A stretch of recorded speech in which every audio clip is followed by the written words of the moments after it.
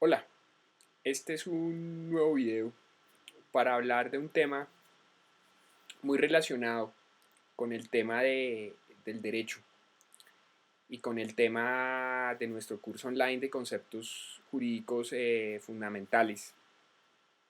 Y tiene que ver con, no sé si es una nueva propuesta o si es simplemente la ratificación de unas ideas que nosotros hemos, digamos, transmitido en este canal, que como ya lo habrán visto algunos de los suscriptores y de las personas que han visto estos videos en YouTube, pues que hemos hablado sobre arte, sobre cine, sobre historia, sobre literatura.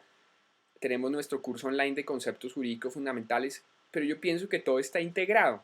O sea, yo creo que alguien puede decir, bueno, este señor no es bipolar, sino multipolar, porque a veces es abogado, a veces es cineasta, a veces es escritor. No, yo pienso que todo tiene una concatenación y es básicamente el impulso de unas ideas. Yo creo en unas ideas, creo en transmitir ciertos valores y ciertas ideas, y no se trata de adoctrinar, sino simplemente de proponer, como ya lo he dicho, que la gente, digamos, diga, bueno, este señor dice esto, estoy de acuerdo, no estoy de acuerdo, o sea, que la gente en su propia conciencia mire si lo que nosotros grabamos en los videos es cierto o no, si está de acuerdo o no. En este caso, hace algunos días abrí una cuenta de Twitter que se llama Civilización, y ustedes la pueden ver en la parte de abajo, en los enlaces de abajo les dejo el enlace a la cuenta de Twitter, donde escribí un manifiesto sobre lo que proponemos con el tema de civilización.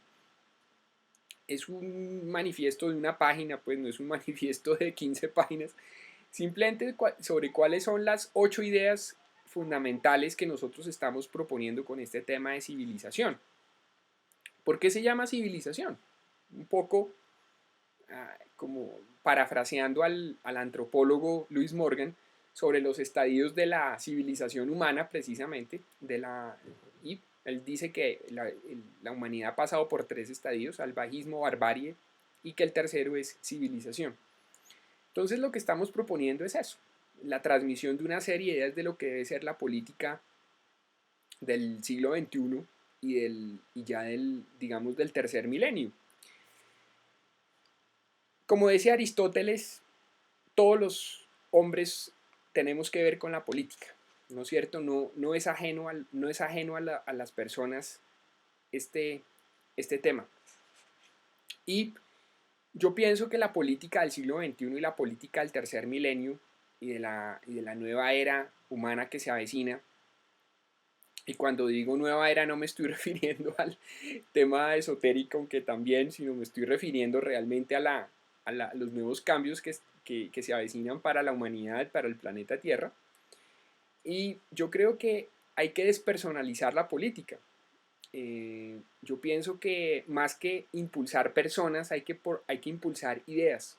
¿Por qué?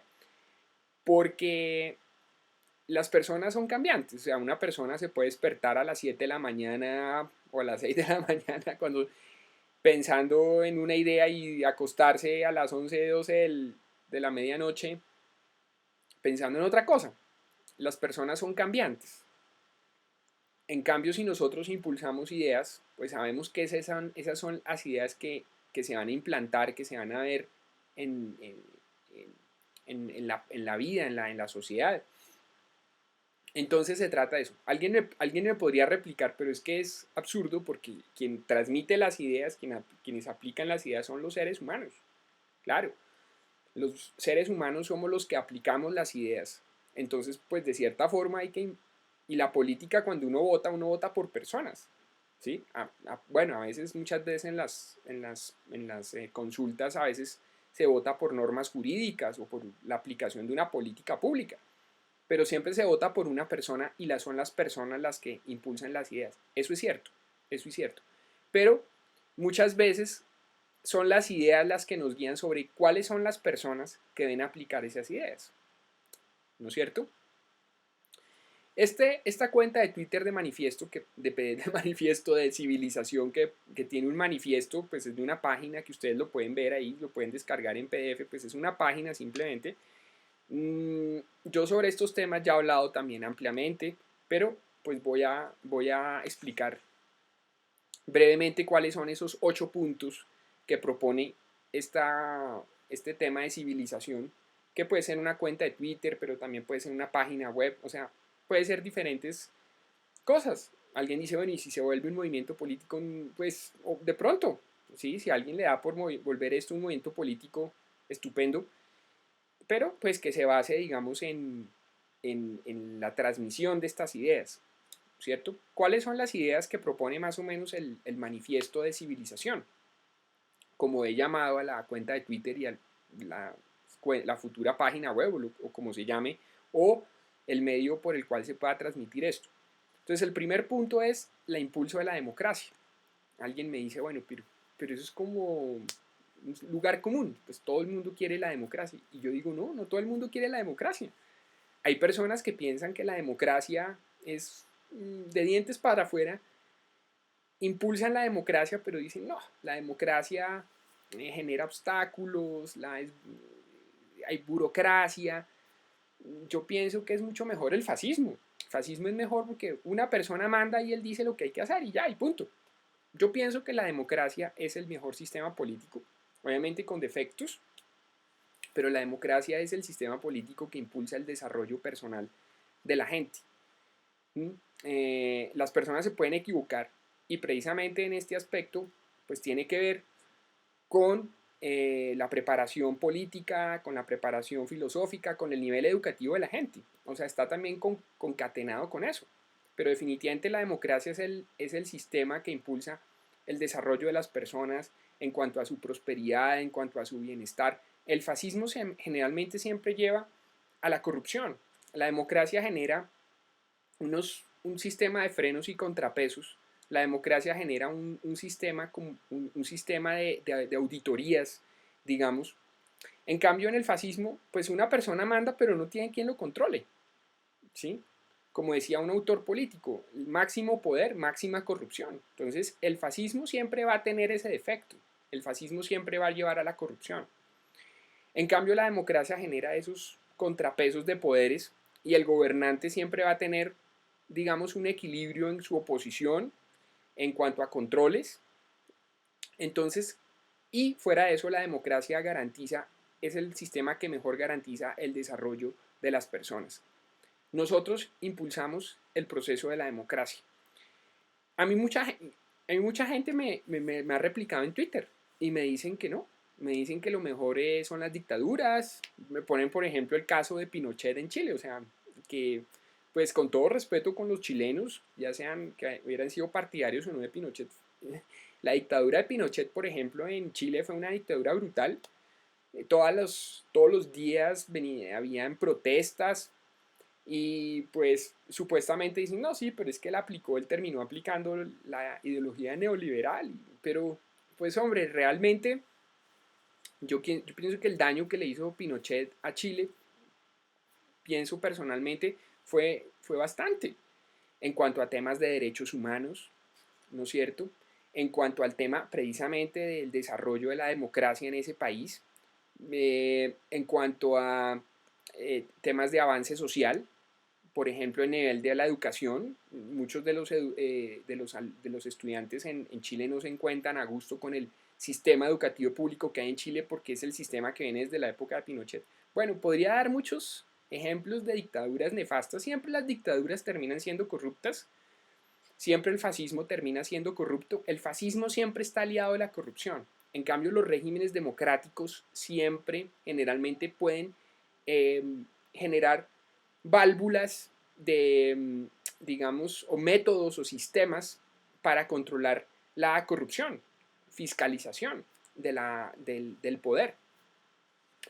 Por eso nosotros proponemos el desarrollo y el impulso de la democracia en contraposición a lo que sería el fascismo, ya sea el fascismo de derecha o el fascismo de izquierda. O sea, han habido regímenes fascistas de derecha terribles como el de Pinochet en Chile, como el de Francisco Franco en España o el de Hitler en Alemania, pero también hay regímenes fascistas que llaman de izquierda, que también fueron nefastos, y Stalin en la Unión Soviética, pues terrible, ¿no es cierto? No sé cuánta gente asesinó, no, pues no lo digo yo, eso ya lo dice la historia, no sé cuánta gente mató a sangre fría en la Unión Soviética, entonces es la democracia.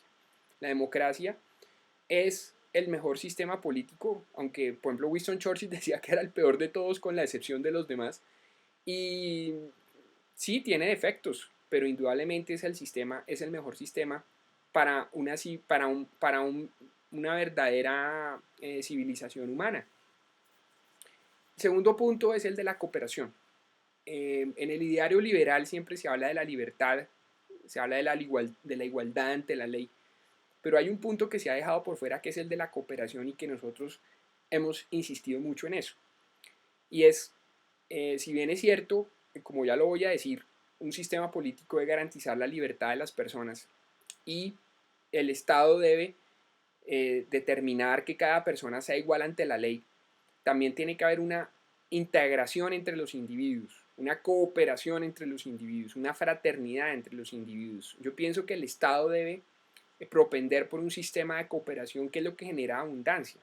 En últimas, la competencia, uno dice, bueno, pero un sistema competitivo siempre impulsa la economía. Yo pienso que lo que impulsa la economía más que la competencia es la cooperación, ¿no es cierto? Ya estamos viendo que, por ejemplo, la India, que es un país, que es un subcontinente, ya algunos están diciendo que va a ser la segunda potencia del mundo en el 2030. La India es el primer país del mundo que implanta desde la esfera pública el sistema de cooperación. Es muy interesante porque la India es un sistema donde hay castas, ¿sí? Clases sociales rígidas, y sin embargo están implementando ya en las ciudades, los alcaldes en la India están implementando un sistema de cooperación, o sea, de ayudarnos entre todos, ¿no es cierto? Yo pienso que ese individualismo tranza lo que genera precisamente es desigualdades que generan conflictos en la sociedad, ¿sí? Por eso me parece que el Estado debe propender por un sistema de cooperación, tanto legislativamente como políticamente en la educación. El sistema de cooperación es como esa tercera pata, digamos, que le falta al sistema liberal para ser completo. Ya tenemos la libertad, ya tenemos la igualdad, y ahora nos falta la fraternidad. El ideario de la Revolución Francesa. Yo he explicado, ya he hecho videos sobre este tema ampliamente explicando el sistema de cooperación. Entonces, el segundo punto del manifiesto de civilización es la cooperación. El tercero es la libertad. La libertad es, alguien diría, es hacer lo que a mí se me dé la gana. No, no necesariamente es hacer lo que uno se le dé la gana. La libertad es que la sociedad debe garantizar, como lo dice, por ejemplo, en la Constitución colombiana, el libre desarrollo de la personalidad, ¿no es cierto? Garantizar unos derechos, que en una sociedad se garantice el derecho a la vida, que se garantice el derecho a la igualdad, el derecho a libre asociación, los derechos económicos, ¿no es cierto? Los derechos políticos, los derechos de las minorías. Eso garantiza la libertad, que las personas se puedan mover en una sociedad en unas condiciones que les permitan desarrollar sus aptitudes. Las sociedades que asfixian la libertad son sociedades que generan pobreza.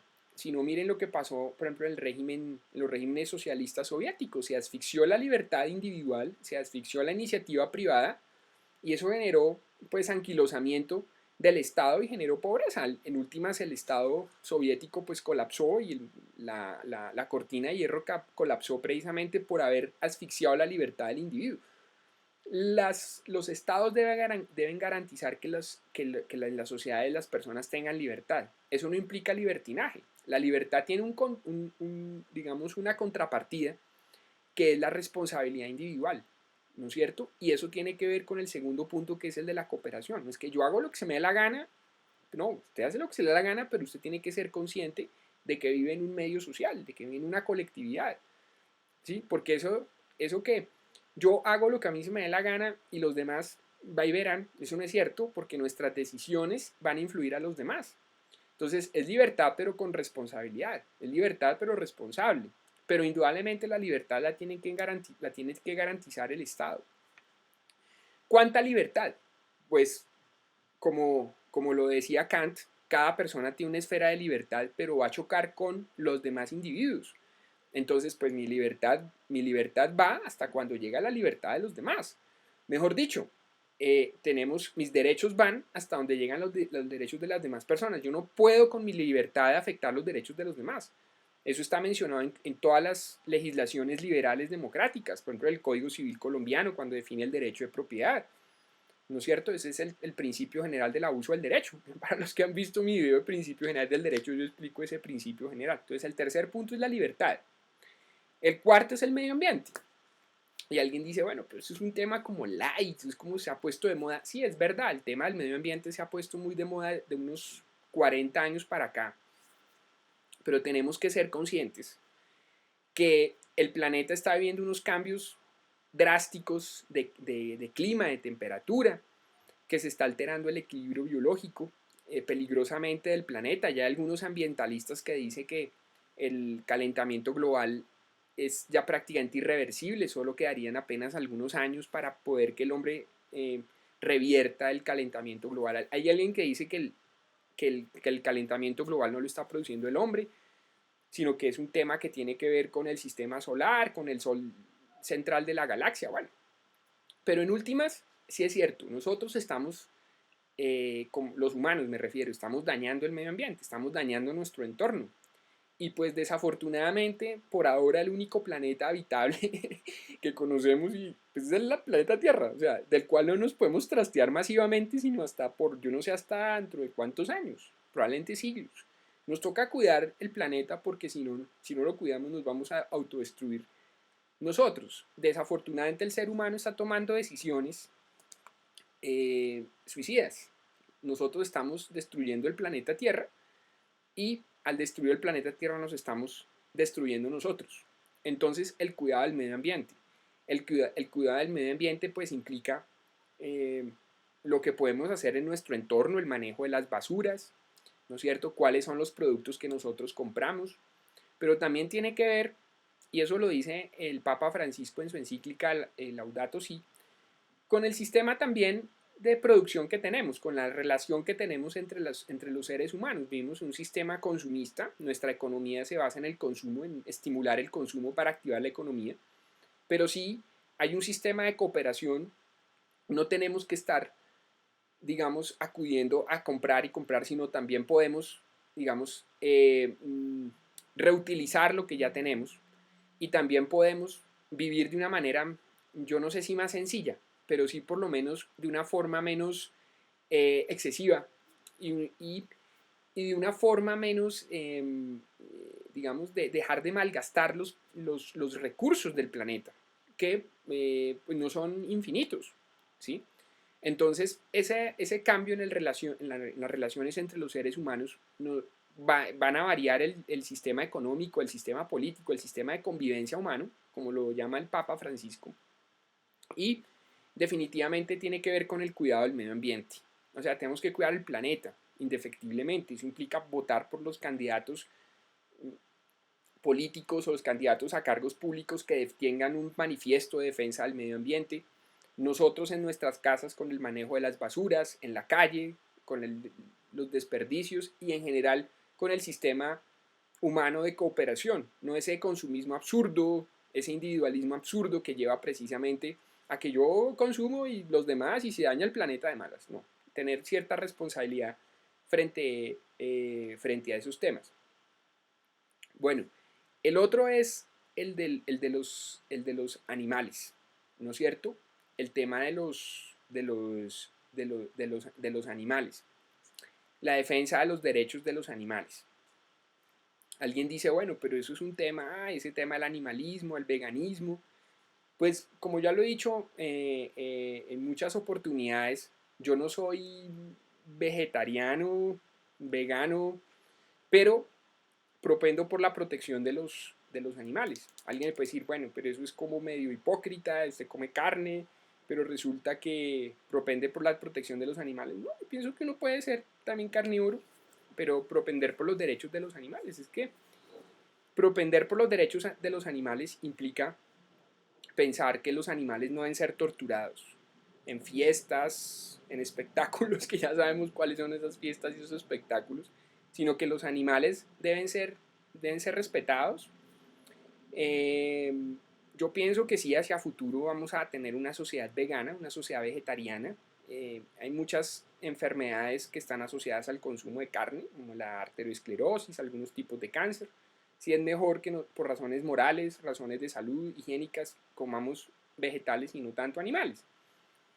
Pero por ahora respetemos a los animales, no los torturemos de manera, yo no diría injustificada, sino que no los torturemos, no los maltratemos, respetemos animales, o sea, tengamos una mejor convivencia con los otros seres vivientes. El ser humano no es el único ser viviente sobre la tierra, también están los animales. Un tema también de moral, un tema también de convivencia, una mejor relación con los otros seres vivos, con los animales, y pues que eso tiene que ver con también con el cuidado del medio ambiente. Hay algunos que lo están relacionados con el tema del calentamiento global. Puede que sí. Y yo pienso que la humanidad va a ser más humana, va a entrar va a ser más civilizada en la medida que respete más a los animales, ¿no es cierto? Yo siempre pongo el ejemplo de los judíos, que ellos no comen cualquier tipo de animal, lo tienen que sacrificar un rabino, se le pide permiso al animal, bueno, lo matan al animal para causarle el menor dolor. Eh, Hay personas que se guían en las escrituras por textos de gurús, ¿sí? Por ejemplo, Jesús de Nazaret, tengo entendido, no era completamente vegetariano, ¿sí? Muchos otros gurús tampoco lo han sido. Y el asunto no es ser vegetariano o que lo que coma uno, sino respetar a los animales, no maltratarlos, no abusar de ellos. Eso nos hace más seres humanos a nosotros, eso nos hace ser más civilizados, ¿no es cierto? Entonces, también por eso votar por candidatos que propendan por políticas de protección de los animales, ayudar a las fundaciones que ayudan a los animales. En nuestro entorno, pues tenemos perros, gatos, lo que sea, hacernos responsables de su cuidado. Que hay gente que compra un perro y después va y lo bota en la calle. No, hay que cuidar a los animales, responsabilizarnos por los animalitos. La educación, fundamental. Yo pienso que ese es el reto de la política en el siglo XXI, y es no solo el tema de la educación, como yo siempre lo he dicho, en cuanto a la cobertura, sino también en qué se está educando, cuáles son los valores que se están transmitiendo. La tecnología hoy nos permite llevar más y mejor educación a las personas. Eso lo estamos viendo a través de los famosos cursos online que ya ofrecen las universidades, los colegios, etcétera. Entonces, utilizar la tecnología para brindar más y mejor educación. Y yo pienso que siempre el tema de la educación se deja como en un es un tema secundario en la política. Siempre, sí, yo voy a dar educación y entonces voy a abrir más cupos en los colegios, en las escuelas, voy a ayudar a las universidades. Y eso está bien, pero también es fundamental revisar el tema de la educación. Alguien me dirá, bueno, pero en la civilización, en el momento que usted propone hay libertad, y dentro de los derechos está la libertad de cátedra. Es cierto, eso es verdad, pero no se trata de decirle a los profesores que adoctrinen a los alumnos de una manera. Yo pienso que aprender ideas contrapuestas es interesante, y lo que deben hacer las personas no es, digamos, tener un pensamiento único, sino debatir, pensar por sí mismos. Yo pienso que la mejor educación es la educación que incentiva a la gente a autoeducarse, ¿sí? Yo soy profesor, yo llevo muchísimos años como profesor y yo sé que lo que debemos hacer los profesores no es tanto ser transmisores de información, sino incentivar a que los estudiantes por ellos mismos se eduquen. Alguien dice, entonces usted lo que está diciendo es que los profesores se van a volver obsoletos. No, sino que los profesores lo que hacemos es como un abrebocas para que los alumnos, los estudiantes, ellos mismos acudan a diferentes fuentes.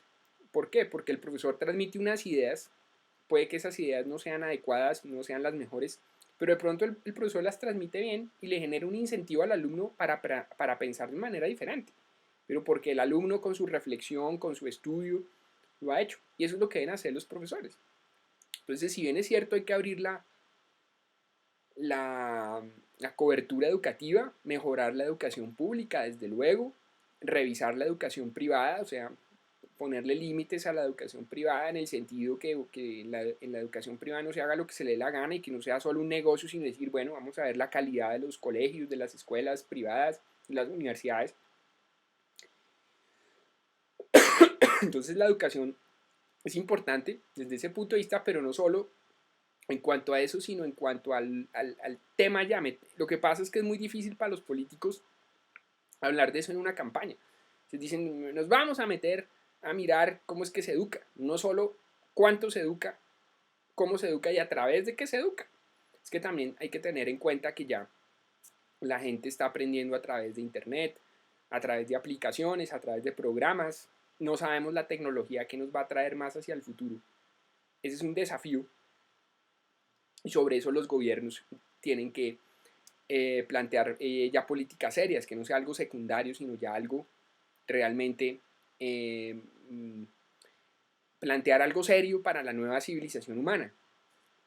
El tema de la educación. Alguien dice siempre que la educación, y es lo que han repetido muchas personas y lo he visto en las campañas electorales, que la educación es el mejor medio para el avance social.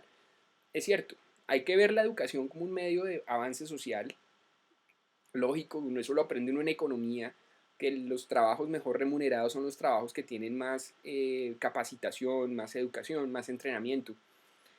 Eso es verdad, pero también la educación hace que haya como una especie de proceso virtuoso y entre que las personas sean más educadas y las personas sean más reflexivas, porque la educación lo que llega a llevar no es al adoctrinamiento. Es que nosotros pensamos que educación es adoctrinamiento o transmisión de información. No, la educación debe ser como un abrebocas para que las personas por sí mismas miren las fuentes, acudan a las fuentes. Eso es lo que es la educación, realmente. En las universidades, cuando enseñan una profesión, las personas solo alcanzan a aprender el 5 o 10% y el resto ya le corresponde al educado, ¿no es cierto? Entonces, entre las personas sean más educadas, sean más reflexivas, pues eso va a redundar en una mejor democracia y en la elección de mejores gobernantes. Claro, muchas veces los políticos saben eso y por eso no les gusta hablar de la educación. ¿Por qué? Porque entre la gente sea más reflexiva, la gente ya no se va a dejar, por ejemplo, que le compren el voto. O la gente ya no va a votar por candidatos fascistas o por candidatos que van en contra de la misma gente. Entonces la educación es muy importante para crear ese circuito virtuoso en la sociedad. El Estado de Derecho y la justicia. ¿Qué es el Estado de Derecho? Donde impera la ley, donde el poder está institucionalizado, donde hay unas autoridades, donde hay una constitución, donde hay unas leyes, ¿no es cierto? O sea, donde después de un proceso de reflexión, las sociedades generan unas instituciones, unos documentos maestros, que eso es la ley realmente. Y sobre esos documentos maestros, pues moverse, ¿no es cierto? Y eso tiene que ver mucho con el tema de la democracia. Yo pienso que uno de los avances políticos más importantes ese sí ese, el de la institucionalización del poder. ¿No es cierto? Que el poder ya no recaiga en una persona. Como decía Luis XIV, el Estado soy yo. No, el poder ya no es usted, el poder es la ley. ¿Mm? Esos gobernantes que lo primero que llegan cuando llegan a mandar es a reformar y reformar y a la reformitis, ¿no? ¿Por qué no se ajusta a la ley? ¿Por qué no se ajusta a la constitución? Por ejemplo, como en el sistema anglosajón, donde más que leyes hay costumbres normativas, ¿no es cierto? Hay un respeto a las normas que ya vienen, que ya se han instituido, y eso no implica que no se van a reformar las normas o las leyes, claro, normas que no sirvan para afuera, o crear nuevas normas, sino ajustarse a las normas. O sea, ajustarse a un sistema político que no dependa de una persona o de la voluntad de una persona. Como decían los nazis, Hitler es Alemania, Alemania es Hitler. O sea, y si el Führer amanece de mal genio, entonces lo que diga el Führer. No, que hayan unas leyes, que hay unas normas después de un proceso de reflexión de la sociedad. Si ven que todo va concatenado, la sociedad ha reflexionado y ha creado estas reglas. Y sobre estas reglas nos vamos a mover. Y eso está ajustado a la democracia, precisamente, y a la institucionalización del poder. Incluso cómo los gobernantes tienen que acatar las normas. Deben cumplir con las normas. O sea, no que el gobernante diga, yo soy el gobernante, entonces yo no respondo. No, el gobernante responda también por infringir las normas que existen en la sociedad, las reglas para que rigen en la sociedad. Y el último punto de nuestro manifiesto es la tecnología. Alguien diría, pues eso es de perogrullo, porque la tecnología es un hecho. ¿Sí? Lo que pasa es que la tecnología cada vez más es un elemento invasivo dentro de nuestra vida. Desde los primeros avances tecnológicos, la rueda fue un avance tecnológico hace ciento y pico de años, la máquina a vapor, y ahora estamos viendo el tema de la digitalización, los computadores, la inteligencia artificial.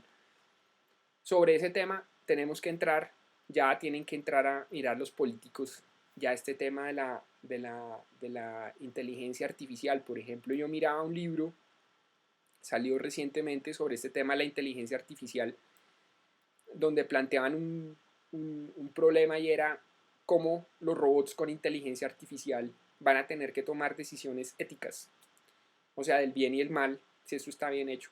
Y curiosamente las máquinas, al no tener un referente ético, porque ¿qué es el bien y qué es el mal? El referente ético de las máquinas vamos a ser nosotros los seres humanos, como los niños chiquitos. Los niños, el primer referente moral de un niño, ¿quién es? Pues su papá y su mamá. Nosotros, como vamos a ser los padres, en teoría, de esos robots con inteligencia artificial, cuando ellos tengan que tomar decisiones por sí mismos, pues tienen que referirse a los humanos, cómo nos comportamos los humanos. O sea, nosotros vamos a ser un faro moral para esas máquinas. ¿Sí? Y sobre eso tiene que entrar la política. La política tiene que entrar, entonces alguien me puede decir, entrar a regular, siempre uno piensa la política o en regulaciones legales, no necesariamente en regulaciones legales, sino en reflexionar sobre este tema de la tecnología, que es inminente, no solo verlo como un avance económico, decir, vamos a impulsar clusters y no sé qué, grupos para empresas que desarrollen software, no solo para el tema económico, sino porque la tecnología ya va a ser parte de nuestra vida cotidiana.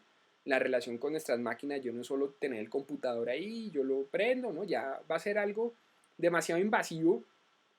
Ustedes pónganse a ver en la calle, de cada 5 personas, 2 están con el celular o 3, es impresionante. Ya la gente, o sea, la tecnología es como si ya somos seres casi medio cibernéticos, porque ya el celular uno anda con el celular para todo lado, hasta entra al baño. Yo creo que hay gente que ya se entra a bañarse con el celular, es impresionante. Y eso a medida de los años va a ser cada vez más importante.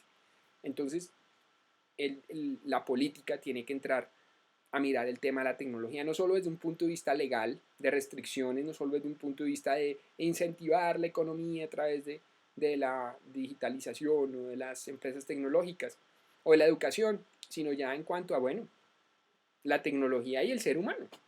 ¿Sí?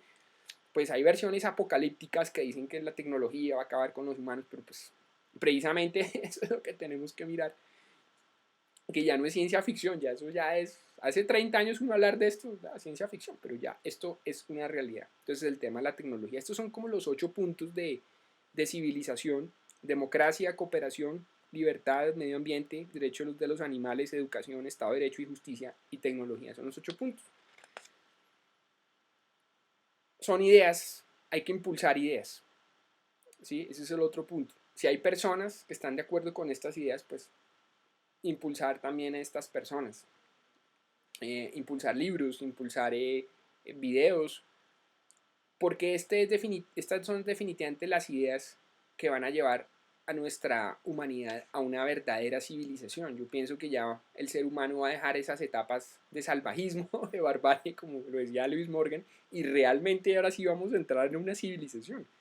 Y estas son las ideas con las que tenemos que llegar, con estos valores. Yo dejo el manifiesto abajo y la cuenta de Twitter para que ustedes entren y miren y me manden comentarios, me digan si está de acuerdo, no estoy de acuerdo, y como siempre generar una reflexión. Bueno, muchas gracias por ver este video y un abrazo para todos y nos estamos viendo. Gracias por haberlo visto. Nos estamos viendo.